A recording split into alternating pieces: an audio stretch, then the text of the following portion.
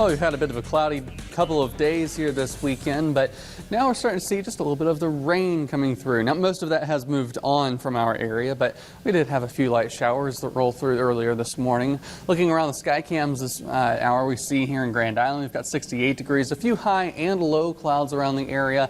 Looking off to Kearney, though, a little bit more blue sky in this direction, but up to our north in O'Neill, right here, you see how this cloud sort of reaches down just a little bit underneath there. I'm thinking that's some Virgo, which is rain that is falls into dry air and evaporates before it reaches the ground. So we'll see a couple of evidence of that on radar here in just a couple minutes. But looking at satellite and radar on the broad picture and the regional view, we see we've got high pressure across some of the Pacific Northwest states here in the northern Rocky Mountains. Cool air being ushered down by that high pressure behind the cold front, which has produced quite a lot of rain across parts of southern Iowa and into Missouri, western Illinois as well. So they're getting a lot of rain. We could use it here in Nebraska, but we at least saw just a little bit of light rain a little bit ago. Looking at the smoke futurecast is kind of the big thing that we've been talking about over the last few weeks before we saw any rain coming through. We still have some wildfires there in Wyoming and Colorado that are still producing some smoke, but as we head through the next couple of days, that high pressure to the northwest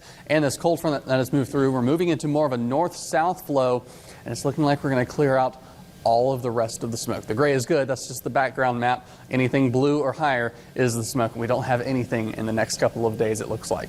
7-day forecast now as we head into October. October 1st is our average first frost here in the Tri-Cities area. October 10th, our average first freeze. A little later for our first hard freeze, but we're looking like we're going to be seeing our first frost and freeze here around the Tri-Cities. That's right. So we're going to be seeing temperatures dropping down into the 40s, maybe some 30s around the Sand Hills, and then near freezing here possibly by the end of the week. So a chilly end of the week as we really start off the month of October, and it's looking like we're not looking at much any more rain. Maybe just a little bit of precipitation there with that passage, but it's probably not going to really amount to much. Satellite and radar, like I said, we've had all of that rain out towards our east, but what I was talking about there up in our O'Neill camera, we see all these little spotty patches here on the radar. Looks like a leopard print, but that's actually the Virgo that we're talking about, the rain that's not really making it to the ground. You might see a drop or two, but looking a little bit closer over the last few hours, we've seen sort of the last wave of light rain moving through eastern Nebraska,